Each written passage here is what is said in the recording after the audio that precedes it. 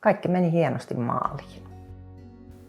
Lapset oli lähtenyt kotoa pois ja asuttiin kaksikerroksisessa asunnossa. Ja me haluttiin yksitasoinen ja autokatospaikka ja sitten toivottiin, että olisi terassia ja vähän omaa pihaa. Ja onneksi Lahelasta löytyi tämmöinen Talo ykkösten projekti.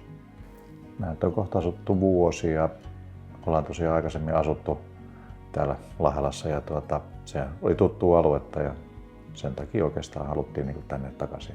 Tämä on tosi viihtyisä. Täällä on paljon viheralueita ja on palveluita.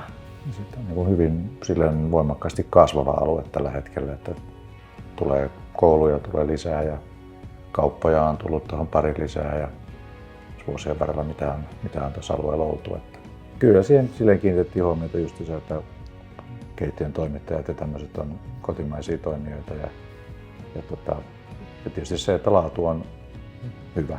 Tämä on kaukolämmössä oleva ja sitten on vesikiertoinen lattialämpö, että se on sinänsä tehokas ja sitten on hyvin rakennettu talo, hyvin eristetty. Niin kaikki aikataulut piti ihan täsmälleen, että millä oli sovittu, että rakennus on tässä vaiheessa ja käytiin katsomassa, niin se oli just siinä ja sitten valmistuminen viikkoa ennen sitä deadlinea, niin asiat meni todella hyvin. Ja kaikkiin kysymyksiin vastattiin ja aina sanottiin, että jos mitä vaan on, niin kysykää ihmeessä. Että heti syntyi jotenkin semmoinen hirveän luottamuksellinen suhde ihan ensimmäisestä puhelusta alkaen. Että tuntui, että nyt puhutaan ihmisten kanssa, jotka oikeasti tekee oikeita asioita.